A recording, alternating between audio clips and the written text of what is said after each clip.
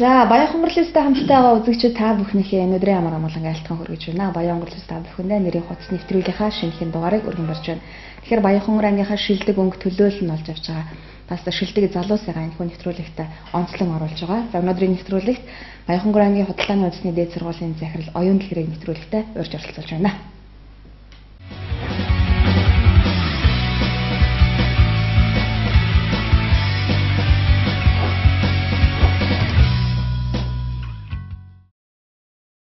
За бороо өдрийн мэндийг хүргэе. Тэгээд нэвтрүүлгийн урилгыг хүлээж авсан танд баярлалаа.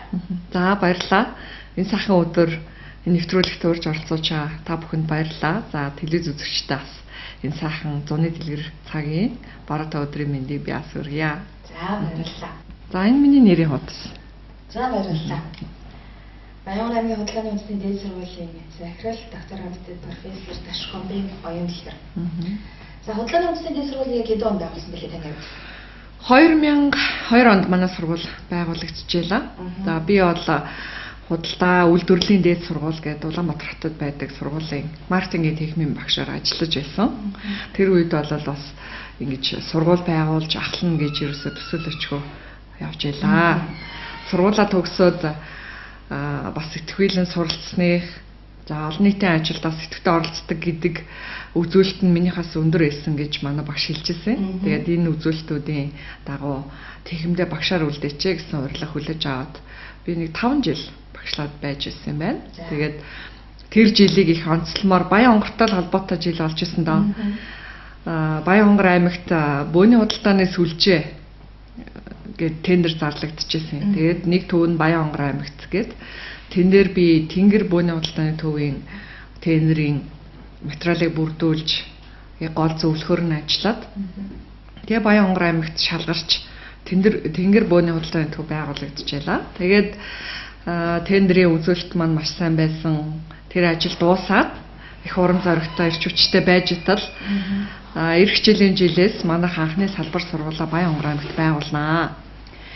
Захирлаар нь ажиллах боломж байна уу гэд гинт нэг өдөр манай захирал дуудаад асуудгийг. Тэгээ би бүр гайхаад за би ч арай л бас чадахгүй байх гэж өөрийгөө төсөөлж байхгүй юу. Тэгээд аав ээжээс асууя, лам дээр очие гэдэг шиг юм болсон даа. Тэгээ аав руугаа уцтаж асуусан. Аав за миний охин ямар ч байсан өөрийгөө л сайн сонсох хэрэгтэй. Чи өөрөө шийднэ гэж надад хэлэхгүй юу. Тэгээ одоо яадаг юм бэлээ гэд тэгэхэд дөнгөж магистраа шинэхэн хамгаалсан байсан. Манай ангийн бит хоёр магистрийн ажлыг хамтарч өччихсэн нэг найз маань байсан. Тэрнээс асуусан чи үгүй юу ярьж байгаа юм бэ? Алдж байгаа боломжийг одоо хэрэгжүүлэх цаг штэ. Чи одоо маркетингийн хүн боломжийг давуу тал болгож хуурахыг мэддэг хүн юм байгаа зү. Юу ийм яриад яваад байгаа. Барын сүүл байснаас батхны толгой байсан дээр гэдгийг шүү оюун дэлгэрээгээд. Тэгээд бас нэрч тийм юм уу гэсэн бодол төрж техникийнхэнтэйгээ сургуулийн удирдлага захиралтайгаа зөвлөлдөж жагаад тэгээд сургуулийн захирал болж ирсэн. Тэгэхэд би сургуулийнхаа удирдах зөвлөлт байдаг гэсэн. Багш нарын төлөөлөл олж. Тэгээд тэнд байгаа хүмүүстээс нэлээд зөвлөсөн. Тэгээд бас болох юм байна гэд ингээд сургуулийн захирлаараа томилогдчихсэн түүхтэй. Тэгээд яг одоо энэ байранд анх орж ирсэн. Тэгээд энэ байр чинь зочид буудал, за тэгээд цоогийн газрын үйлчлэгээ. Ер нь бол тэгж ярьдаг штэ. Баян хонгорын анхны зочид буудал Номгон гэд байсан гэд. Тэгээд тэр үйлчлэгээ эргэж сэргээж хадгалсан ийм байгууллага байсан. Тэгээд онцгор нисэж ирээд шууд 312 гээд 3 давхартай энэ өрөөнд ороод тэгээд шууд энэ байраа хүлээж аваад хууч ажиллаж исэн ажилчдыг нь бол бас нэг ажилгүй болгох хаалт солихыг бодоогүй. Ажлын гараагаа дөнгөж эхэлж байгаа хүн чинь тэр хүмүүсийг нь хадгалаад хамтдаа бас гар нэрлж ажиллагээд ажилчдаа нь хүлээж авчихсан.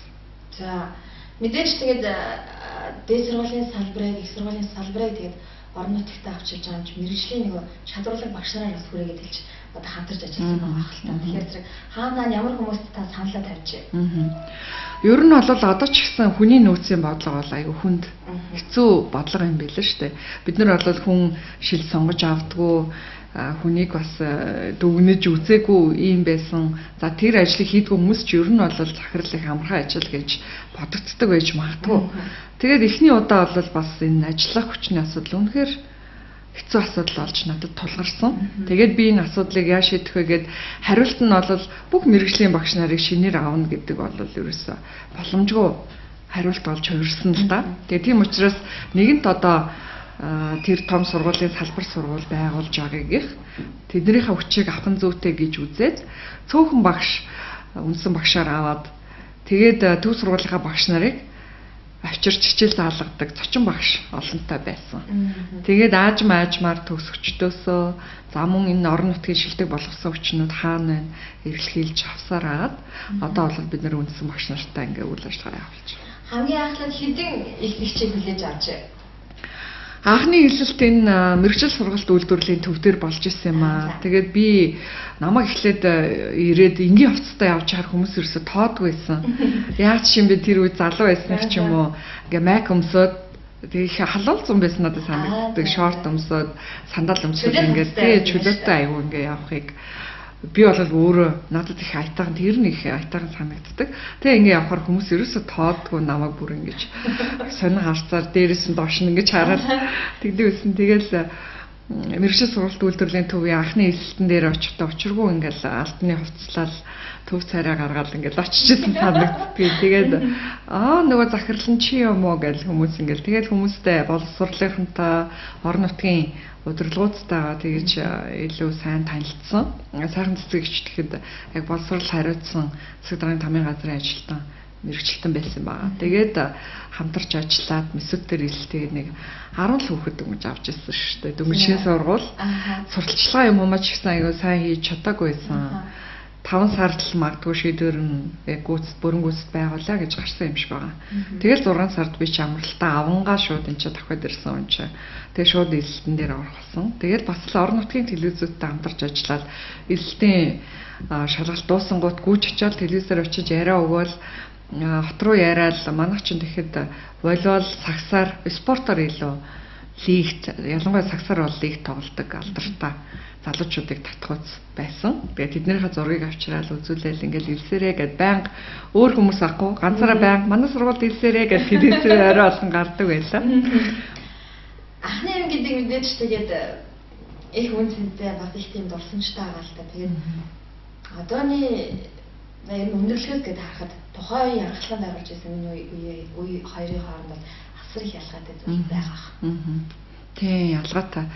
Тэгээд орж исэн оюутнууд маань ч гэсэн тухайн үед тэгээд би ерөөсөө сургууль авангуутал би өөрөө маркетингийн хүн учраас яах вэ? Яаж ялгарх уу? Ялгарх ч нь л ерөөсөө маркетинг шүү дээ. Бусдаас яаж ялгарх уу? Орон нутагт байгаа давуу тал гэж надад байна уугүй юу гэд их л бодол олдог байсан. Тэгээд анхны эзлэгчтэй ингээд хараад байсан чи би бол ер нь төв сургуулийнхаа имижтэй зэрэгцүүлж бодож байхгүй юу?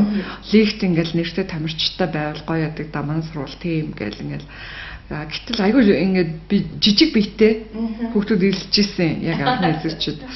Тэгээд би бодоодсэн чи яг тэр бол бас нөгөө Монголын нийгмийн амьдралын мөчлөгтөө ингээд зэрэгцүүлээд бодохоор яг ингээд нөгөө бас хэцүү хүнд үеэс шүү дээ шилжилтийн үеийн тэр үеийн хүүхдүүд байгаа байхгүй юу. Тэгэхээр тэр бол бас өсвөлтөнд нь нөлөөлсөн юм байна гэж би бол дараа нь дүгнсэн. Тэгээд за би бол одоо энэ спортод бол ялгарч чадахгүй байна. Өөр юугаараа яж болох вэ? Хөдөө орон нутгийн хүүхдүүд чи их урлаг тавьяастай байдаг шүү дээ тий. За ялангуяа дуунд бол манай Баян онгорынхон сайн да гэж бодтол үндэсний хэмжээний дуугаар төрүүлчээр тэмцээн олдохгүй байгаа байхгүй юу. Тэгээд бодцоод хаврын баярт анх хүүхдүүдэд авч явж ирсэн. Тэгээд анх авч явахдаа бол мэдээж дөнгөж 1 2 дугаар курстэй байгаа. 2 дугаар курсэд оюутнуудаа анхны эсвэгчтэй байхад нь би анхны хамтлагаа байгуулж байлаа. Тэгээд мэдээж нэг хамтлаг бүрэлдэхүүн болохуц хүний тоол бүртгүүлс тийм оюутнуудаа шилж авч бол чадаагүй. Тэгээд би бодсон яаж хийх вэ гэд. Тэгээд аймгийн хөгжим драмын театрын бүжгийн багшийг дуудаж уулзаад за тэр үед бол орчин үеийн бүжигч сайн хөгжөөгүй байсан. Би бол бас тухайн үедээ мэдлэг муутай байсан л да. Орчин үеийн бүжиг, ардын бүжиг ялгаатай мүү үгүй мүү гэдгийг мэдтгүй байсан. Тэгээ одоо бол ярихад үнэхээр шал өөр манертай, өөр тавилттай байдаг билээ. Тэгээд хөгжим драмын театрын бүжигчдийг бараг л нэг орчин үеийн бүжгийн манертай болтол нь бэлтжээд хамтдаа ингэж нийлүүлээд нэг хамтлаг олгож авчаад тэгээд амжилтанд хүрч ирсэн. Тэгээд ер нь сарны шигтэй гэдэг. Тий. Саран шигтэй гэдэг. Тий. Тэгээд тэр хамтлагийг авч аваад бид нар бол орон нутгаас анх удаа хүрэл медаль авч исэн хамтлаг. Ямар том мундаг Тийм түүхтэй тийм. Би өөрөө ч айгүй залуу байсан. Хотоос шууд зоригтой шийдэл гаргаад хотоос багш авчираад хувцас өөрөө шийднэ гэд нэг орой гарч аваад шууд зах дээр буугаад бүх хувцсныхаа материалыг сонгож авчираа тэнд ойлгосон ч бас жоохон үнэтэй санагдаад. Тэгээ манай ажилчдын дунд хандаагч гэд манай харуул хамгаалалтын ажилтан хийжсэн тэр үед. Тэгээд хандаагч маань их уран ойдог. Тэгээ ерөөсөө энэ бүх нөөц олцсон дээр л тулгуурлыг шийдсэн. Тэгээ материалаа шууд аваад зах дээрээс унаад суугаад хурч ирээл хүүхдүүдийнхээ биеийн хэмжээг аваад оёхын ойлцоод бүжгэн дээр нь бол нөгөө тэгш үч гэдэг шиг гараа тэгш хөлөө тэгш нэг игнэнд нэгэн чигт гээд ингэж явсаар агаал давтуулаад амжилтанд хүрчээсэн л юм да. Тэр үеэс ер нь Баянгар аймгийн худалдаа үйлдвэрлэлийн дээд сургууль олон танигдаж эхэлсэн үү? Тэгсэн. Тийм. Тэгээд Хаврын Баярт манай амжилт үзүүлэл эренгүүт ер нь бол нийгэмд тийм тодорхой бүлгийн нөлөөлөл байдаг гэдгийг би жишээн дээр тэндээс харсан. Манай оюутнуудыг ер нь тэгээд бүжгийн хамтлагт яваад ирж байгаа оюутнууд чинь бие авч явах байдал, нүүр, бодолт ч гэдэг юм уу те хувцлалт бүх зүйлээрээ эрс нүдэн дээр өөрчлөгдөд ирдэг юм билээ. Тэгээ 10 жилийн сургууль төгсөгчдийг бол би одоо ганц бэлдэж авсан миний ганц өмч болох тэр сарын шигтгэн хамтлагаараа татна гэж бодож байгаа шүү дээ. Тэгээд сарын шигтгэн хамтлагийнхаа дагуулад орон нутгаар ч сурталчилгаа хийж их явдаг гэсэн. За төв талбай дээр болж байгаа янз бүрийн үйл ажиллагаа, хохны аяр гэх мэтчлийн үйл ажиллагаанд бид нэр байнга оролцдог байсан. За тэгэхэд бол хүүхдүүд бүр ингээд манай хамтлагийг бүр өөрөө ирэхгүй ингэж дагаж гүйдэг нэг хэсэг хүүхдүүдтэй бүр болсон шүү дээ. Бишрэн шүтгчтэй болсон гэж би тэднийг хэлээд бид нар хоорондоо бас баясаж инээлддэг байсан ийм цаг үе.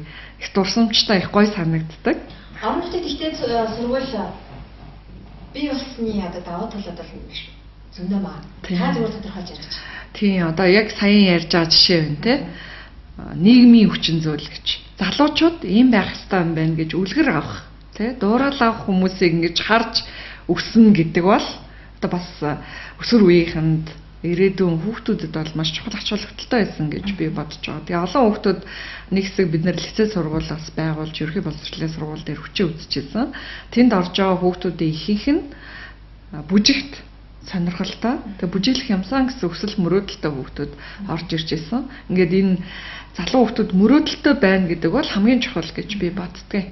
Тэгээд ингэж нэг хэсэг хүүхдүүдийг бас сонирхлыг нь хөдөлгөж ингэж үлгэр жишээ хүмүүсийг харуулж ингэж хөгжих ёстой байна гэд нүдэн дээр нэм зүйлийг хийж чадсандаа бол бас сургуулаараа их бахархдаг. Нийт одоогор хичнээн төгсөгчд төгсгöd байна. Манайх одоо 760 хэдэн төгсөгч байна. Тийм. За. Бараг 800-аад болох гэж байна. Ямар мундаг юм. Хэдэн ажлын байр хамгаалсан байна?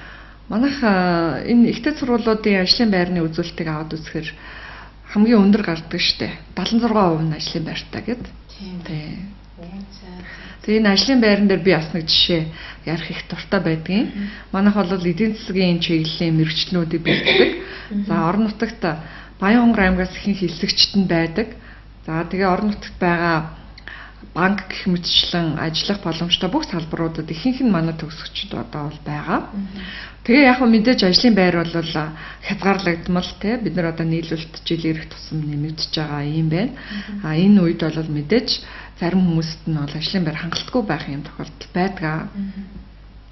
Тэгээ манай нэг цэцэрлэгийн эрхлэгч надад нэг баяр хүргэжсэн. Би бүр гайхаад төгсөж байгаа хүүхдүүдийн чинь хувьд би чам баяр хүргэмээр санагдаж байна гэд уцаар ярьдаг байхгүй над руу. Би бүр гайхаад за хөө цэцэрлэгт одоо тэдний цэцэрлэгийн нэгтлэн чинь манайх төгсөгч биш хэн байдаг вүлээ гэж бодтол манай нэг төгссөн хүүхэд тэднийд туслах багшийн оронтой гарангууд очиж хүсэлтээ өгөөд гэж шалгалтаа өгөөд тэнцээд орсон юм байна.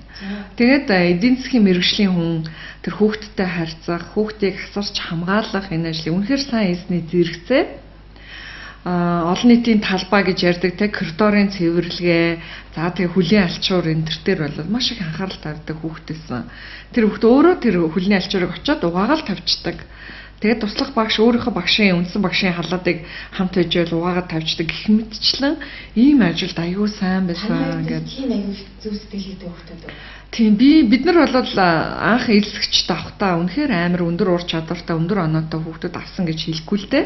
Дөнгөж сургууль байгуулагдаад олон танигдаж амжаагүй би одоо 30 хүрээгүй нэг залуу залуу багш ирчээл те хүмүүсийн донд манад илсээрээ гэж орой алган телевизээр гүйчиж яриа өгвөл ингэж байхад бол мэдээж одоо хүүхдүүд эрсдлийн ерөнхий хандлагыг бид нар мэдэн штэ те Монгол Улсын их сургууль багшийн их сургууль ч гэдэм үү гэж аваад за ер нь хандлага нь бол Улаанбаатар хот руу л явах их дуртай гэдгийг ямар ч хамаагүй хувийн сургууль аваад хот явна гэдэг гин томоогүй бадалтаар хүүхдүүд их олон ажиглагддаг. Тэгээ ийм цаг үед бол хүүхдүүдийг аваад онлайн мэдлэг нь бол гинт ахиулчихна гэдэг бас тий бодит нөхцөл байдал дээрээ суурилж авч байгаа сургуулийн хувьд бол бас бэрхшээлтэй. За энийг бол бид нэр хичээнэ. Гэхдээ нэгдүгээрт бид нэр тэр үед би бас их сурвалж багшиж аваад ирсэн учраас би олж харсан. Хүүхдүүдийг энэ зах зээлийн эдийн засгийн энэ хүнд бэрх цаг үед хүн байлгах, тий аав ээж байлгах, нийгэм хөлөө олоод явах сайн хүн байлгах тал дээр би илүү анхаарах хэрэгтэй байна гэж би бодсон. Тэгээд бидний давуу тал бол цөөхөн оюутантай байгаа учраас оюутныг болгонтой туулж ажиллаад сайн мэрэгчлэлтэн байхын зэрэгцээ сайн хүн байх, нийгэмдээ өөрийнхөө хүлээсэн үүргээ сайн гүйцэтгэх энэ тал дээр бол илүү сайн анхаарч ажилласан.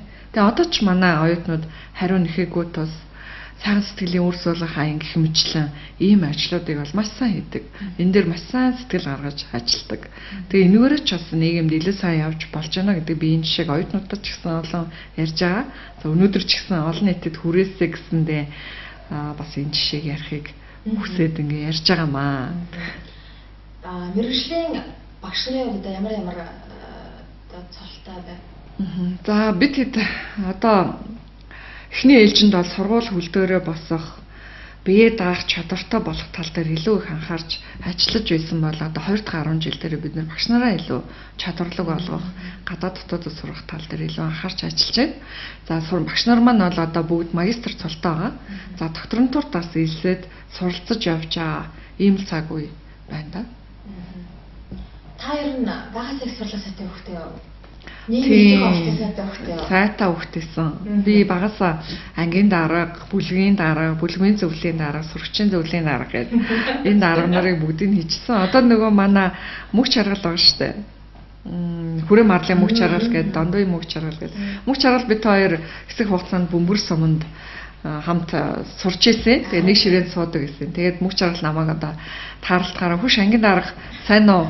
Сайхан бичгийн авраг оюун дэлгэр сайн уу гэж наваг одоо тэгж шаалж байгаа яаж зэрэгцүүлээд тэгдэг тий.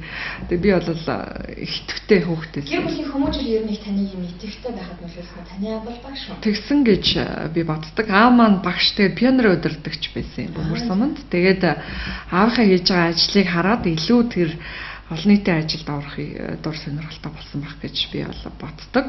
Тэгээд тэр идэвхтэй сурагчийн өөрөө удирдах байгууллагын ажлыг хийх явцдаа их дадлагжиж авсан юм шиг байгаа. Хоёрт болоод би бас өөрөө айлын том хүүхэд учраас томчууд ч ер нь бол бас нэг тиймэрхүү авьяастай байдаг гэдэг нөлөөлөл сайтай гэдээ ярьдаг шүү дээ. Танай гэр бүлээс та хэдүүлээ. Тэгээ танай гэр бүлээс одоо хүүхдүүдэд ямар хэн арга барилаар хүмүүжүүлсэн бол та одоо ингэ бодох нь.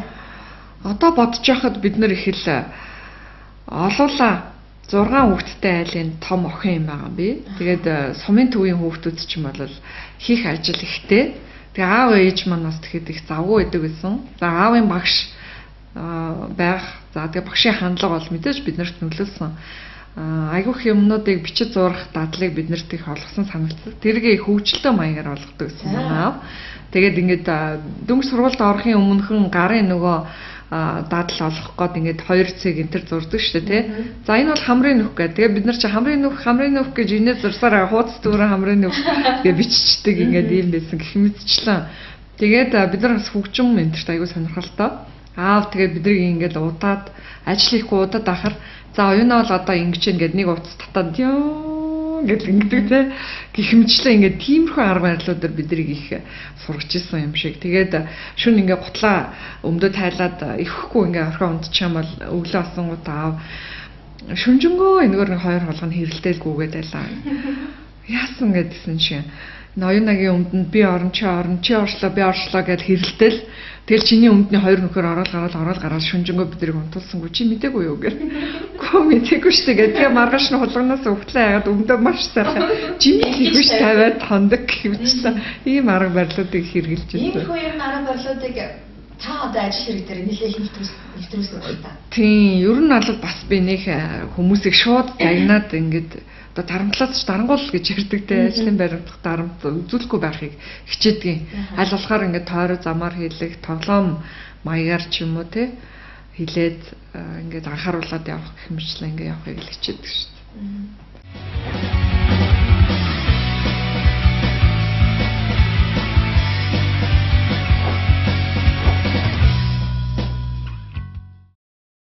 Эмэгтэйчүүдийн нийгмийн этик оролцоотой байхад Баянгур аймгийн эмэгтэйчүүд бол таны үүрэг оролцоо нэлээд байна. Нэлээд итгэвчж өглөө шүү. Тийм би уг нь бас нэлээд эмэгтэйчүүдийн яг өөрөө ирэхгүй улс төрд орсны дараагаар эмэгтэйчүүд маш цөөхөн байсан. Тэгээд эмэгтэйчүүдийг оршуулахгүй бол болохгүй нэ гэдэг энэ хандлагын үе дээр одоо би ингээ орсон юм байна улс төрд. За хоёрт уншаад судлаад би бол өөрөө бас судлаач хүн багш нар ер нь бол тийм байдаг штэ хүмүүст үг хэлхийн тулд өөрөө сайн мэддэг байх хэрэгтэй орчин үетэй хүн нийлүүлж мэдээлэл сайтаа байх хэрэгтэй гэдэг уншаад судлаад үзэхээр дэлхийн нийтийн чиг хандлага ч гэсэн одоо ийм байгаа. Тэгээд одоо энэ хандлага бол улам бүр хүчээ авч байгаа. Энэ цаг үед бид нар амьдарч байна. Ер нь бол энэ хүнд бэрхшээлтэй хямралууд эднэрийг бол эмэгтэйчүүд одоо дэлхийн нийтээр чуулж байх үедээ зоригтойгоор ирчүүдийн гаргасан буруу шийдвэрээ гэдэг их зоригтой хэлж чадчих байгаа ийм нийгэм. Тэгээд ч тэр эмэгтэйчүүд бол би энийг арай өөрөөр шийдэж чадна гэж хэлж дуу хоолойгоо илэрхийлээд бас ингэж ялгаран гарч байгаа ийм цаг үед бид нар бол одоо амьдарч байна. Эмэгтэй хүмүүс айл гэрийн эзэгтэй тий гэр бүлийнхаа төлөө үргэлж санаа тавьж явдгийн хувьд хүүхдүүдийн ээж бүх хүүхдүүдэд адил тэгш сайн сайхан байдлахын төлөө хичээдэг хүмүүсийн хувьд бол нийгэмд бас энэ үүрэг дутагдаад байна гэж үзэж байгаа. Ер нь шийдвэр гаргалтыг маркетингийн хувьд ч гэсэн уян болоод хатуу гэж ялгадгийг. Хатуу шийдвэр гаргалтын жишээ нь бол нэг дээр нэмэх нь 1 тэнцүү 2 гэдэг хамгийн амарханаар хэлэхэд бол энэ байна тий. Уян шийдвэр гаргалт нь бол нэг дээр нэмэх нь 1 тэнцүү, нэгч байж болно эсвэл 3 ч байж болно. Эсвэл 4 ч байж болох юм гэсэн ийм шийдвэр гаргалтууд баггүй. Тэгэхээр энэ уян нэг ч жиж олно, 3 ч жиж олно гэдэг шийдвэр гаргалтыг их хвчлэн эмэгтэй хүмүүс хийдэг юм байна гэж ингэж харж байгаа ийм цаг үе юм байна. Эмэгтэйчүүд жишээлбэл одоо маш бага хоолны орц байлаа гэхэд бүх хүүхдүүдэд хүрэлцэхүүцэр хоол хийгээд бүх хүмүүсээ гэр бүлийнхнээгаа ад жаргалтай тий амар амгалан байлгаж чаддаг энэ хүмүүс бол эмэгтэйчүүдэд энэ бол ерөөсөй байгалийн өгөгдлөө тий. Гэтэл улс төрийн юм уу шийдвэр гаргалтын одоо дээд түвшин гэж ярьдаг те агсан түвшинд гараад ирэхээр эмэгтэйчүүд цөөхөн болчихж байгаа учраас энэ тал нь бол учир дутагдaltaй. За эрчүүд бол илүү стратегийн шийд чанартай том шийдвэр гаргалтыг маш амжилттай хийдэг, эрсдэл хийж чаддаг энэ хүмүүс. Эрчүүдийг бол бид нар бас үгүйсгэж болохгүй. За харилцан энэ тэнцвүүгээр эмэгтэйчүүд явах ёстой л гэдгийг бид нар илэрхийлж хэлээд байгаа. Яагаад улс төрлийн хоол орч вэ? Намайг худалдаа үйлдвэрлэлийн дээд сургууль төгсөөд тэнд багшилж байхад сурч байхад Зандан Шатар багш манай багш байсан. Банкны эдийн засаг ордог, эдийн засгийн чиглэл, econometrics, эдийн засгийн чиглэлийн хичээлүүдийг ордог юм багш байсан. За тэгээ бид нар төгсөхдөө зэрэгцээд Хаан банкнд бас ажиллаж исэн юм аа. Тэгээ би 2002 онд энэ сургуулаа байгуулчаад 4 онд байж чадал Зандан Шатар багшныг өдөр ороод ирдгийг. Тэгээ би бүр гайхаад өө та юу хийж авч яана гэдгсэн чинь багш маань улс төрд орсон гэж явчихсан. Тэгээ эхний ээлжинд бол би судлаач хүний үүднээс юуг улс төрд ингээд хүч түрээд орчин гэж бол би өөрийгөө төсөөлөөгүй. Ер нь бол орохгүй гэж боддог байсан. Тэгээ эхний ээлжинд судлаач хүний үүднээс би судалгааг нь хийж өгөөд хүнлэнгийн зөвлөгөө өгөх маягтаа ингэж оролцож ирсэн юм байна. Тэгээ 4 оны орон нутгийн сонгуул болсон чинь намайг аймгийн намаа орон дээр дуудаж ин гэж гинт нэг өдөр дуудаад тэгээ ингээ орсон чи заалт өөрөө хүн суудсан. Би одоо ямар хурал олж байгаа юу болж байгааг юм чи ер нь ойлгоогүй. Тэгээ орон нутагт нэр дэвших боломж байна гэд. Тэгээд би бүр гайхаад нэг ч амар олигтой үг хэлж чадсан санагддгүй маа. Аюу сандаргаад тэгээ тэнд одоо байгаа бүхэл ер нь бол Монгол Ардын нам тэр үед Монгол Ардын Улс намч бол маш болсон хүчин сайтай нам бүх одоо миний хүндэлж биширч явдаг бүх дарганаар ингээд уурлахаараа суудсан. Би тэгээд ингээд өмнө нь гарч одоо нэг л их сандарсан санагдаад идэв. Тэгээд надаас асуугаад орон нутагт дэвших боломжтой юм бэ? Чи өөрөө юу гэж үнэлж байна? Хүрээлэл ямар байна? Нөлөөлөл ямар байна? Хэдэн оюутан төгсгөөд байна гэх юмчлаа ингээ асууж байсан. Төгсөгчд гэх хүмүүс тэгэхэд байгаагүй дөнгөж 2004 онд. Тэгээд би болол үгүй одоо би бол өөрийгөө үнэхээр сайн чадна гэж төсөөлөхгүй байна гэд хэлж ирсэн. Тэгээд 2008 оны сонгуульд бол өөрөө ирэхгүй нэр дэвшиж ингээд улс төрд эргэлт буцалтгүйгээр хөл тавьсан да. Тэгээ орчуул нэг гардгуу гэдэг нь баг үнэн юм биш үү? Одоо бол би яс гэж бодоо.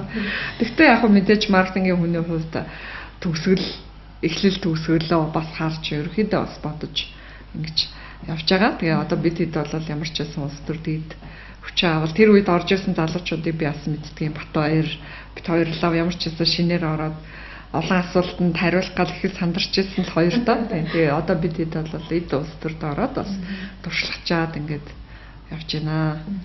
Таны үед яг 2008-аас 2012 онд намын ерөнхий уралд хичнээн эмэгтэй төлөөлөгч байсан байна.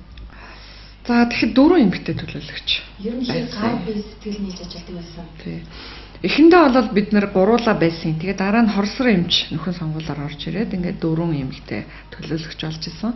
Яг нь эмэгтэйчүүд бол асуудлаа өөр хоорондоо ярилцсан, гэр бүл хөөхөд эмэгтэйчүүдийн асуудал, цэцэрлэг сургуулийн барилга гэл одоо нийгэм манд тэр зүг ер нь бол мэддэг болчлоо шүү дээ эмэгтэйчүүдийн ярьдаг асуудлыг. Энэ асуудлыг өөр хоорондоо ярин зөвшөөрсөн аргагүй л хүчгүүддэг. Энэ бол олонхын шийдвэр гаргадаг байгууллага. Тэ өөрөө дүрм зарчим нь тийм. За тийм учраас одоо дөрүүлээ гараа өргөө дээр нь аль болохоор ингээд нөлөөлийн арга хэмжээ авахыг л хичээн л дээ. Гэсэн хэдий ч бол зүүцдэг. Тэгэхээр бол яг би 2009 онд анх нийгэм арчил Монголын эмэгтэйчүүдийн холбооны дарга болж ах үед өмнөх нь Бээжингийн чуулган гэж алдартай олон улсын эмэгтэйчүүдийн чуулган болоод удирдах төвшөнд эмэгтэйчүүд дор хаяж 30% байх ёстой гэсэн квотын асуудлыг анх удаа дэвшүүлж тавьж ирсэн ийм цаг үе. Гэтэл одоо монголчууд гэж ярих уу одоо бас бидний хувьд те өнөөдөр хүртэл 30% дээрээ эргэж буцсан байдалтай буцаад одоо бүр 20 руу буусан. Ингээд инхээр бол дүн тавил ямар дүн тавих уу те мэдэгдэж байгаа зү илт харагдаж байгаа ийм л нөхцөл байдалтай байна гэд эмэгтэйчүүдийг дэмжих тал дээр одоо бас илүү эрч хүч орж ингэж хуйларч бүр гэхдээ л зөв тодорхой хэмжээний үр дүн гарсан шүү. Гарч байгаа. Гэхдээ би чамлаад байхгүй юу? Ер нь та нэг юм хийлээ гэхэд тэрнээс дахиад давуулаад хийнэ гэж боддог хүн үү? Тийм. Тэгээ нэг ажил бариад авчихаараа эцсийн үзчихэл салдаг л хүн юм шиг байгаа. Заримдаа энэ бол бас сул тал болдог байж магадгүй. Гэхдээ л ихэнхдээ би бол бас энэгээр давуу талтай гэж би боддог. 2008-аас 12 онд ингээд сонгуульд нэр дэвшээд нөгөө багийнхантай айлсан явна штэ. Аюу амар нохоо мохоотой айл байна. Би юусэн айдгүй штэ. Би шууд ингээд ажил зорчих шууд зүгээр арай л би ганцаараа явал орч тэр нохоо над руу ерөөсөө тавьдгөө. Тийм өөртөө итгэлтэй байлддаг. Би тэгээ оюутнуудтай хэлдэг. Ер нь бол бүх ажлын амжилтын 80% нь итгэх явдал. Би энийг хийж чадна гэж итгэх юм бол тэр амжилтын 80%-ийг чи бүрдүүлчихлээ гэсэн үг. 20% нь л зүтдэг тэгэл болно. Би бол ингэж боддог шүү дээ. Нийгмийн арчил эмэгтэйчүүдийн намайг те замун Монголын төлөвчдийн холбооны бас зэрэг байсан. Энэ хоёрын хоорондын одоо үйл ажиллагаа мэдээж өөр л ахал та. Мэдээж та хоёулынх нь тэргүү хийж ирсэн учраас зэрэг холих ч юм уу эсвэл танах ч юм уу эсвэл магадгүй зөв төвшүүлсэн ч юм уу тийм асуудал хийж байсан. Ер нь яг төрийн бас байгууллага гэдэг утгаараа адилхан. За яг эмэгтэйчүүдийн холбоо бол манай намын дэрэгдэх эмэгтэйчүүдийн холбоо. Тэгээ ялангуяа улс төр болоод шийдвэр гаргах түвшинд эмэгтэйчүүдийг илүү олноор нь гаргах бодол зорилго үргэлдэг бодлоготой ийм байгууллага л да. За Монголын залуучуудтай холбоо бол залуучуудын нийтлэг эрхшгийг хамгаалдаг ийм байгууллага. Тэгээ би бол бас Монголын залуучуудтай холбооны Баянгар аймгийн салбарын тэргүүний хийгээд дараа нь эмэгтэйчүүдийн байгууллагын тэргүү хийж байгаа учраас бол надад бол нэг тэг холдсон ч юм уу те ийм зүйл байхгүй харин яг зөв алхмаараа явсан гэж би өөрийгөө боддгийг. Тэгээ залуучуудын асуудлыг ярьж байгаа дараа нь эмэгтэйчүүдийн асуудлыг арай агсан түвшинд гаргаж тавих те ийм зорилготой төрийн бас байгууллагыг удирдах явж байгаа учраас бол энэ бол бас ердөөсөө тэгж холиод яагаад ах юм бол байх. Хэдэн онд та бакалавр зэрэгтэй болоо. Тэгээд тэрнээс цаашаа хэд онд ингээд зэрэг салаад нэмээд ирсэн байна. Би 95 онд бакалавр бизнесийн удирдлагын бакалавр зэрэг хамгаалсан. За 98 онд магистр зэрэг хамгаалсан. За тэгээ анх энд сургуульд захирлаар ирэхдээ докторантурт эсэлчээд ирсэн юм аа. Тэгээд би бол захирал гэдэг ажлыг их гайгүй хийчихнэ гэж бодохгүй юу. Багаар ажиллах чадвартай байх юм бол бас болно гэж бодож анх ирсэн. Гэтэл болоод бид нэр маш олон зүйл дээр учир дутагдaltaй ханддаг юм байна гэдгийг би тэгэхэд олж харсан.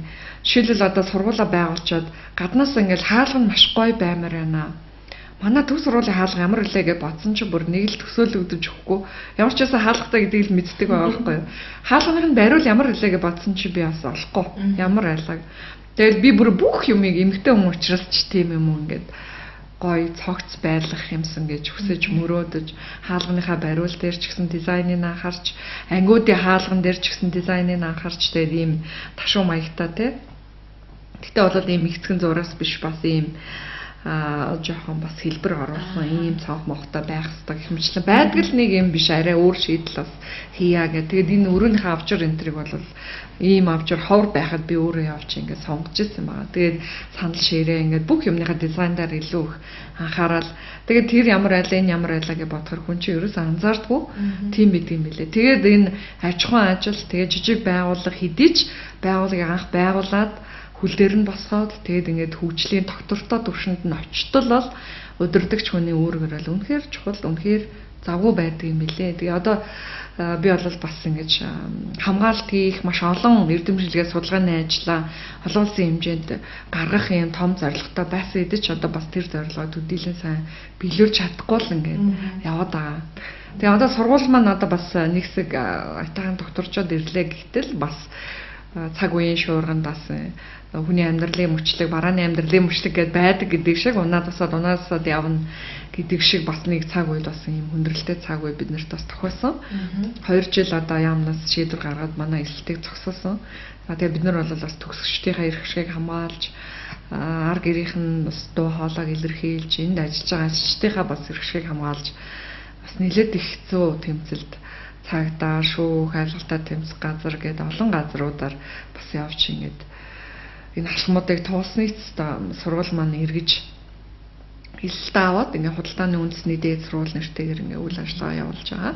Ийм цаг үеүүдийг бас залтаа бол спорт залтаа тийм ээ. Тийм.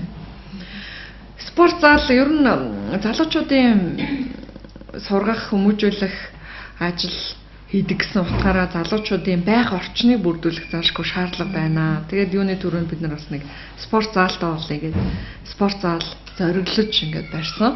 Тэгээд эндээ бол бас их сэтгэл хангалуун байгаа. Ерөнхий боловсролын сургуулийн сурагчид ч гэсэн манай зааланд шинэ заал гэж ирж тоглоод залуучууд их баяртай байгаа. Тэгээ харж агаад тэрийг нь хараад би бас их хамт олноороо сургуулаараа бахарч байгаа шүү дээ тий. Танай гэр бүлийн хүн чинь хөшөө зохиолч. Тий. Одоо тийм урлагтай их ойрхон хүнтэй ингээд хамтын амьдрал зохиох таны хувьд их тийм гэгээлэг мэдрэмжтэй байдаг байна гэж бодож байгаа шүү дээ. Сургуультайгаа л бас холбоотой би хамтаа танилцсан шүү дээ. Анх тэгээ бид нар ч эсэлт авахын тулд сурчлагаа хийх хэрэгтэй. Тэгээ ер нь бол бид нар эрхэм зорилгоо томьёолохдоо зөвхөн Баян-Хонгор аймаг гээгүй бүсийн аймагуудын эдийн засгийн шилдэг сургалтыг энд зогслооно гэж томьёолсон байгаа. Тэгээ тэр даваагаа бид нар бас зэрэгэлдээ байгаа хил залгаа аймагуд руу сурчлагаа хийх үйл ажиллагааг хийж исэн. За тэгээд 4 онд юм биш үү? Анх сурчлаганд явсан яг нөгөө сонгуулийн сурчлагад авчихсан тэр үед чинь урлагийнхныг их авч явдаг гэсэн. За манай нөхөр тэгэхэд урлагийнхаа ажлыг хийгээгүй жолооны курсэд багшилж ирсэн. Тэгээ урлагийнхын ерөөсөө олддгоо бид нарт бүх сурталчилгаа сонгуулийн сурчлаганд явсан. Тэгээ би хайсараа тэг Чика гэдээ яриад байсан юм аа. Тэгээ манай нэг ажилтан Чика гэдэг хүн байдаг гэд. За тэр чи яадаг Чика тэр Чикаг аваад ирэхэд. Тэгээ хайж авч байгаад олж ирээд тэгсэн чи ашгүй нөгөө янз бүрийн өөр гэрээ хийгээгүй байж таараад тэгээ зуны амралтаар нь авч явж анх танилцчихсэн. Тэгээд ингээ ярилцаад байсан чинь их авьяастай юм шиг надад мэдрэмж төрсөн санагдсан. Тэгээд чи чи ийм их авьяас ер нь хүм болгонд ингээд ийм гоё авьяас даяадгүй. Тэгээд чи ийм авьяасыг ингэж гандаж, гундаж те ер нь бол хэрэггүй болгож штэ. Ер нь надад их харамсалтай санагдаж байна. Чи урлагийн ажлыг хийвэл аюу зүгээрээ гэж би зөвлөж ирсэн яа. Тэгээд тэгж танилцчихсан. Тэгээд сургуулийн манайх бол тусдаа урлагийн хариуцсан хүн авах гэхээр бас жижиг сургууль учраас дөнгөж хөл дээрээ босож эхэлж байгаа учраас санхүүгийн хувьд ч гэсэн бас тийм боломж байгаагүй. Тэгээ бид нэр ингээ гэрээтэй ажилладаг байсан. Тэгээ ингээд сүүлдээ бид хоёр бол тэр сургуулийн ажлаас гараагаа эхлээд танилцчихсан ийм төвхтэй. Одоо хоёр сайхан хөвгттэй байна. Тийм. Тэгээд бид хоёр ч тэгээд манай хүн бол тэр ая зохиох, дуу зохиох ажилдаа айгүй их илүү анхаарч миний зөвлөгөө аюу сайн авсан гэж өөрөө бас надад ярьдیں۔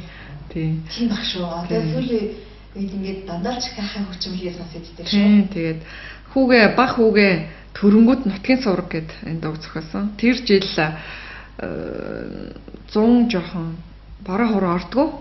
Тэгээд нэг юм хураашилтай юмрхүү байгаад байсан. Хүү маань нялхаасан. Тэгээд хүүгээ авч салхилуулна. Тэгээд нэг өдөр бүр ингээд бороо шиврээл аюу гоё өглөөсөн. Тэгээд би бүр сэрээгээд бороо орох гээд ах шиг байна. Аюу гоё юм, гадаа гоё юм тойр гараад иргээд. Тэг хүүгээ аваад гараад тэгээд явж исэн чинь Нямаа ах нөгөө шүлэг явуулсан юм бэлээ. Данзангийн Нямаагаа тогтуутай шүлэг явууллаа. Алуу чи очиод аав гэ. Тэг хүүгээ оруулж ирчээд пүргон дээр очиод шүлгээ авчираад тэгээ хүүгээ дахиад аваад гарсан. Тэгээд энэ булгийн тийшээ хүүгээ ингээд салхилуулж явангаар шүлгээ уншаад тэгээ аян төрсөн гэж ярьдаг штеп. Тэгээ гүйж орж ирээд даралт төвчмөн дээр яг тахилтын хонгорлот минь бороо гинэ гэд нөгөө бороо ингээд сэвшээд тэгээд нөгөө машинтай тэр хоёр явсан. Машиныхын цонхон дээр ингээд борооны тусаад тэгээ ингээд нөгөө чийг үнэртээд аюу гой мэдрэмж төрөөд тэгээд шууд тахилт нь ороод ирсэн гэж ярьдаг. Хаалтаа сонсож авсан юм шүү. Би тий бүх түүнийх нь анхны сонсогч юм биш үү. Явгадад зүрхэн дундаа хайрласан ангэр шаргамрын зүудэнд дандаа янцагаасан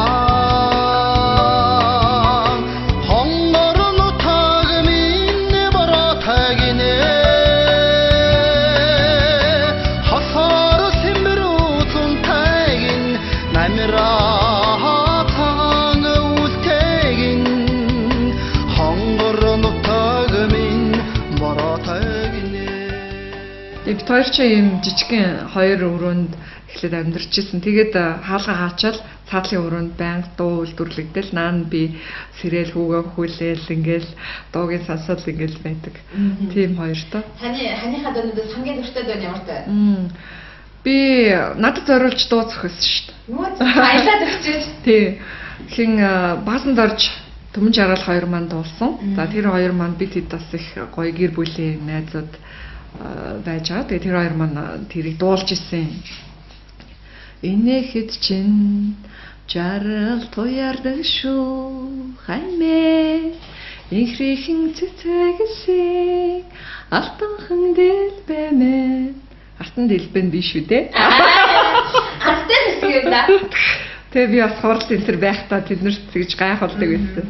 Тэгээд охиндоо зориулсан, хүүдээ зориулсан дуунуудтай бид хоёр ч ингээд тэргээрээ их аз жаргал авч их сайхан энерги авч ингэж ажлын хүнд үед бол манай нөхөр бас ингээд шин дуу зохиосон оронгот байж идэг. Тэгээд дуугийн сонсоод тэндэр нь хоорондоо ярилцаад тэгээ манай нөхөр бол бас намайг их илүү мэдрэмжтэй гэж бас үнэлдэг шүү дээ. Тэгээд тэр нэг бүжгийн хамтлаг удирдаад явж ясных ч юм уу. Тэгээд ер нь бол бид хоёрын тал дээр маш их санал нийлж хоёулаа өөр хоорондоо зөвлөлдөж хүүхдүүдээ бас их дуулуулах дуртай. Манай хоёр хүүхд хоёулаа дуулсан. Хүн маань би том хүн болжээ. Битгий чамлаарай намайгаа. Тийм. Тэгээд энэ нөгөө их орноо мандуулахын төлөө сайн хүн болох ёстой гэд энийг би бас оюутнуудаа хэлхийн зэрэгцээ хүүхдүүдтэй хэлхийг бас хичээдэг. Тэгээ энэ дууны 3 дугаар баатган дээр нь 2 мөрийг би зохиосон. Тэгээд энэ дууны шүлэг нь бас юм дутуу байсан байхгүй юу.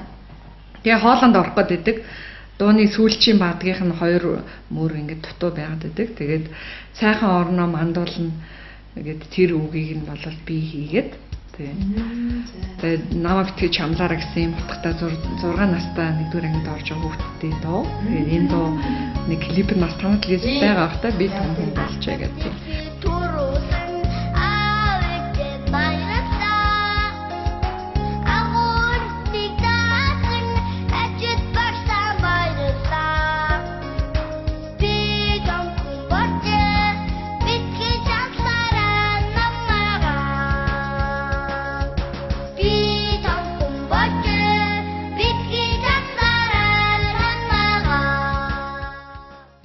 За охин маань болохоор нилээд хэдэн дуу дуулаад байгаа. Тэр мазалаг болол маш их хайрлаж бид нэр гэр бүлээрээ бүр ингэж өөр өвдөж ярилцдаг штэ 20 хүн үлдээд байгаа энэ баавгаг одоо хамгаалахгүй бол болохгүй нэ гэд ингээ ярилцаад тэгээд манай аав бас ерхий боловсролын сургуульд олон жил агшилсан багш хүн байдаг. Тэгээд аав маань шүлгийг бичээд Жансан самбо аян хийгээд манай охин дуулсан. Тундгаар хөөрхөн мазаалаа гэдэг. Тэг хөөрхөн дуулаад нэг улаан тэмцээнд амжилттай болсон. Тийм байгаль экологийн сэдвтэй эколог хамгаалах хүүхдийн дууны уралдаанд гран при авч ирсэн. Төрүүлсэн. Тийм сая миний охин аавтайгаа хамт бас шүлгийг манай аав зохиогоод гэр бүлээрээ бид нар чи зохиогоод дөрөн бэрх гэдэг ийм уламжлалт сэтгэлгээ хүүхдүүдэд өвлүүлэх зорилготой юм дөө. Тэгээд тэр дууг дуулаад манай охин Алтан зул улсын наадам тусгай барьсан.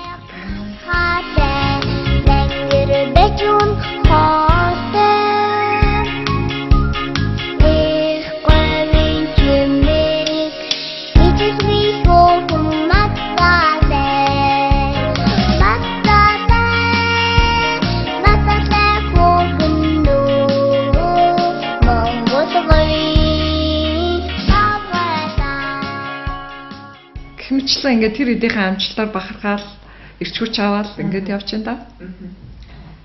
Ойрын төлөвлөсөн ажил ямар төлөвлөсөн ажил тань? За ойрын үед төлөвлөж байгаа ажил бол ер нь орон нутаг дахь нэг дээд сургууль гэдэг утгаар нь дээд сургуулийг илүү хөгжүүлэх чиглэлд бас олон жил ажиллаа. Сургуулаа нэлээд өргөтгөх юм төлөвлөгөө байгаа. Бид хэд бас удирдах зөвлөлтөөгөө яриад ийм том кампус байгуулъя гэж ярьж байгаа. Тэгээ газар авах хүсэлтэй бол иргэдийн аймгийн эрдэм төлөвчдийн хурлын төрүүлэгчдэд хөрвүүлсэн юм байж байгаа. Тэгээд мөрөөдөж байгаа бүх зүйлээ тэнд хийн гэж бид нар ярьдаг штеп. Гоё юм төгөл байгуулна, мөрөөдлийн гүүр тэ гүүртэй болно. Сурагчид бол бас хичээлээ очиод уншихад тэнд уншсан хичээл нь онц авдаг. Тим гоё цэцэрлэгт хүрээлэнтэй болно гэх хэмжлээ. Тэгээ тэр моднуудад нь бас айгүй гоё нэрнүүд өгөөд ингээд одоо төсөлцсөн байгаа. Ер нь бол ийм хүн чинь ингээд шашин шүтлэг гэдээ яриад байдаг тий. Ер нь улс орны тусгаар тогтнолчин хүмүүсийнхаа дотоод сэтгэлийн орон зайтай маш нэг толботой байдаг гэж байгаа. Сэтгэлдээ тээх, шүтэх, зүйлгүй ийм ард түмэн бол бас мөхөлд их ойрхон байдаг юм байна. За тийм учраас бол би нэг том яриад яах вэ те ядаж оюутнуудынхаа хувьд бишрэх зүйлтэй шүтдэг бас юмтай те сэтгэлийн орон зай хоосонгүй зарсан мөрөөдөлтэй тэгээ хүсэлтэй тэмүүлэлтэй ийм хүмүүс болосоо гэж би бол бас хүсдэг. Тэгээ бид нар бол энийгээ бас биелэл болгоно гэж ярьж байгаа. Тэгээ энэ олгон ийм олон гоё сайхан хүсэл мөрөөдлийн цуглуулга бол тэр бидний ишгтэд байгаа шашин гэдээ яриад байгаа тийм. Тэрнээс илүү хүчтэй зөвлөг энергийг бүрдүүлдэг юм байна гэж би бол одоо бодоод байгаа. Тийм учраас бол тэр цэцэрлэгт хүрээлэн байгуулахаас модод харихтаа бид нар маш сайн сайхан зүйлийг мөрөөдөж шившижтэй хилж ингээд таарж эхэлнэ. Би оюутнуудаа бол энэ чиглэлээр бас их лекц уншдаг. Та нар хэрвээ цэцэг услах дургүй байвал битгий услаарай. Яагаад гэвэл эн чинь цэцгэлгүй энэ ч одоо хийсэн маш олон туршилтууд байна гэдэг. Тийм. Юмыг алаас дийлэх юм. Ямар гоё цэцгэлж байна миний цэцэг ямар хөөрхөн юм бэ гэдэг илбээд те дээрх тоосыг нарчаад ингээд услуул тэр цэцэг энэ туршилт бас байгаа. Ус чинь маш их энергийг ингэж тээдэг гэд сонссон баг те. Тэгээд тэр усандаа ингээд шившээд цэцгэлэхэд цэцгэлдэггүй улиралдаа ч гэсэн тэр цэцэг цэцгэлээд байна. Ийм туршилт байгаа байхгүй юу? Тэгэхээр бид нар бол тэр төвлийг бол бүр ингэж бүх хүмүүсийн хүсэл сэтгэл сайхан мөрөөдлийг шингээж бий болгоно. Тэгээ тэнд очиод уншсан хичээл өөр ирэхгүй ойлгогддог тийм орчин тэнд энерги хувьд бий болгоно гэж ингэж төсөлж байгаа. Тэгээ бид нар бол бас би ер нь энэ нөгөө залуучууд, эмэгтэйчүүд төрийн бас байгууллагуудын ажлаар маш олон орон бас явж үзэж судалсан. Олон сургалт, семинар оролцчихсон. Тэгээд энэ үзэж харсан зүйлүүдэд бас би хэрэгжүүлэх цаг хугацаануудаас нэгд болж байна гэж би бодож байгаа. Тэгээд байгууллагыг удирдах бас хаашин чиглүүлэх вэ гэдэг бол миний гарт байна. За тийм учраас бол сургуулаа их гоё өргөн болохын зэрэгцээгээр ийм гоё орчныг бас бүрдүүлж Баянгар аймгийнхаа соёл, нийгэм, эдийн засгийн энэ орчинд бас макро төвшөнд нөлөөлөл үзүүлэхүүц одоо ийм сургуулийг далаацтай байгуулахаар өдөр зөвлөлтөөрөө ярилцаад ингээд бидний хийж байгаа ажлын эхлэл нь бол одоо энэ спорт цогцлбор байж байгаа. Тэгээ ингээд цаашлаад явнаа гэд. Тэгээд энэ бодлого шийдвэрт тусах энэ олон сурсан зүйлээ ингэж нэгдүгürt бодтой ажиллуулаа, хоёрдугаар бас бодлого шийдвэрт тусахад дуу хоолойгоо өөрийнхөө боломжтой хэмжээнд чадах чинээрээ хүргье гэсэн ийм бодлоо өргөлөд ингэ явж байгаа. Та ер нь нээлттэй хүн үү? Нээлттэй хүн гэж би боддог штэ. Би ер нь бол хэдийгээр би байгууллага удирдах байгаа хэдийдэн төрийн бус байгууллагыг ч гэсэн удирдах байгаа хүний хувьд бол би хүмүүсээс өөрийгөө дээгүүр түвшинд тавьж доошоо харж ерөөсөө харьцах хүсдэггүй. Аль болохоор би хичээдэг яг тэр хүнтэй адилхан түвшинд очиод адилхан хажуугаас нь харьцаад ингээд зөвлөлтөд шийдвэр гаргахыг хүсдэг. За манай сургуулийн хамт олон ч гэсэн зарим нэг жишээн дээр бол надад бас хэлжсэн. Тий. Байгууллагынхаа дарганаас айгүйх айдаг тий. Тэгээд нөгөө хүмүүс нь их захиран тушаадаг иймэрхүү арга барилтай зүйлүүд айгүй байх юм гэдэг жишээн дээр яриад бүр тэгсэн байна, ингэсэн байна гэд. За би бол ерөөсөө тийм харьцаа олон жилийн туршид би олчихъя гэж бүр ингэж айж имэж авдаг хүн баггүй юу. Тэгээд оюутнуудтайгаа ч гэсэн, багш нартайгаа ч гэсэн ажилчтайгаа бүгдэнтэй ярь зөвлөд ингүүл яг миний санаа бол ингэмээр байна. Өөрийн чинь хувьд тийм ямар бодол байна, илүү энэ дэр нэг туршлагатай байж магадгүй бас олоолаа яриул бас буруу гэж ярьдаг шүү дээ, тийм. Тэгээ ингээ ярилцж байгаа шийддэг. Тэгээд тийм учраас бол би аль болохоор өөртөө байгаа санаа, идегээ илүү ойлгомжтой болохыг хичээж тэгээд ингээ аль болохоор илүү ярьж нээлттэй байхыг хичээдэг. Тэгээ би өөрөө ч гэсэн бодлоо их нээлттэй хүн гэж би боддог шүү дээ. Урмын хэлсэн үг ямар хүн бэ? Юу гэж танд хэлж байсан? Урмын үг хэлсэн хань маань байна да. Тийм. Миний хань бол та Баян хонгор аймагт урлагийн төдий үү? Ер нь бас их өндөр түвшинд маш өөрчлөлт авчирсан, чи чадсан. Тэгээд одоо тавьж байгаа зорилгоод маш том зорилго тавиад ингээд нүдэн дээр биелүүлж чаддаг нь л миний бахархал шүү дээ гэд хань маань намайг тэгж урамшуулчихсан. Тэгээ одоо ч байнга тэгж намайг урмаар тэтгдэг. Хийж чадахгүй юм хүмүүс амлдаг. Үгүй би ер нь амлах дурггүй хүмүүстэйг хамтарч хийхийг хичээдэг. Тэгээ аль болохоор асуудлыг би тэр урлагийн бүжгийн хувьд ч гэсэндээ хамтарч шийдсэн байгаа зү тий. Мэргэжлийн урлагийн байгууллагатайгаа хамтарч байгаад асуудлыг ингэж шийдсэн. Тэгээ асуудлыг шийдэх олон арга замууд байгаа шүү дээ. Мэдээж би ганцаараа даван туулахгүй. Яг нь тодорхой амжилтанд хүрсэн гэвэл миний энэ хүрсэн амжилт ч гэсэн цаана маш олон хамт ажиллаж исэн багийн бүрэлдэхүүний амжилт гэж би олол хэлнэ. Хэлэх дуртай үг тань. Хэлэх дуртай үг чин сэтгэлээсээ л хүсэж мөрөөд төрөүний нэг амжилтын 80%. Энийг л би байнга хэлдэг. Хүүхдүүдтэй хамтарч ажиллаж байгаа багийнхандаа бүгдээрэнд нь л энэ үгийг хэлхийг хүсдэг те. За баярлалаа. Нэвтрүүлгийн урлагийг хэлж авч чин сэтгэлээсээ сайхан нэлтээр ярилцсан. Танд баярлалаа. Ажил амжилт хүсье. За баярлалаа. Хэлэх дуртай үгээ хэлж нэвтрүүлгээд төгсгөе гэж бодож байна. Үзэгчд маань ч гэсэн энэ үгийг маань бас бүгдээрээ сонсож нэрч тийм болов гэж бодосоо бүх зүйл бүх ажлыг хэдийгээр чадахгүй юм шиг төсөөлөгдөж байсан ч гэсэн маш хүчтэй хүсэж мөрөөд би энэ ажлыг ингэж хийж болох юм байна. Энэ талаас нь биш гэхэд нөгөө талаас нь ингэж шийдэж болох гарц надад байна. За тэгээд ийм хүмүүсийн баг бүрэлдэхүүний тусламжтайгаар би энэ ажлыг амжилтанд хүргэж чаднаа гэж итгэвэл энэ таны амжилтын 80% шүү. Бүгдийг хамтдаа чаднаа гэж нэвтрүүлгээ төгсгöö. За баярлалаа. За баярлалаа.